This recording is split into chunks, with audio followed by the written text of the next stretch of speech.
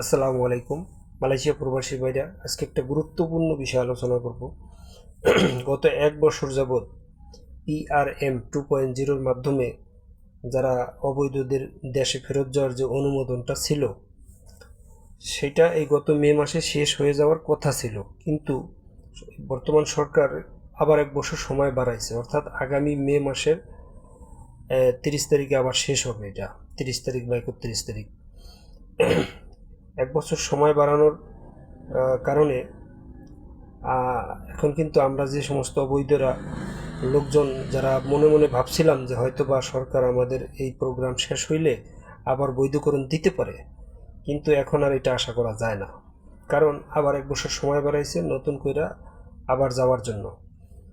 এক্ষেত্রে আরও বড় ধরনের সমস্যা যেটা হবে সেটা হলো, যারা বৈধ আছে এই সমস্ত লোকেরা অনেকেই যেন অবৈধ হয়ে যাবে। কারণ বর্তমানে ভিসা লাগানোর অনেক জটিলতা আছে।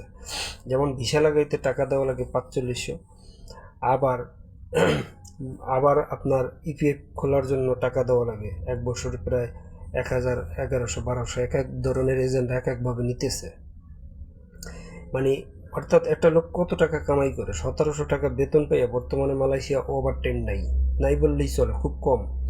যারা হয়তো ফ্যাক্টরির কোম্পানির কাজ করে তাদের হয়তো আছে, কিন্তু যারা এজেন্ট ভিসার কাজ করে, বাইরে কাজ করে, এদের কিন্তু ওভার টাইম নাই বললেই চলে, ওই 1700-1800 টাকার কাজ করাই লাগে। তো খাইয়া লইয়া দেখা যায় লাস্টে ভিসা লাগাইতে ক্রাইসিস। এই ক্ষেত্রে অনেক লোক অবৈধ হয়ে যাবে, মনে করবে হয়তো যে 1 বছর অবৈধ থেকে লাস্টে ডিসেম্বরের দিকে চলে যাবে, এমন আশা করে অনেকে অবৈধ হয়ে যাবে। তো নতুন যারা ভাবছিলেন যে বৈধকরণ দিবে, এটা কিন্তু আশা করা যায় না। সবাই ভালো থাকবেন, সুস্থ থাকবেন, বেশি বেশি ভিডিওটা শেয়ার করবেন। আসসালামু আলাইকুম।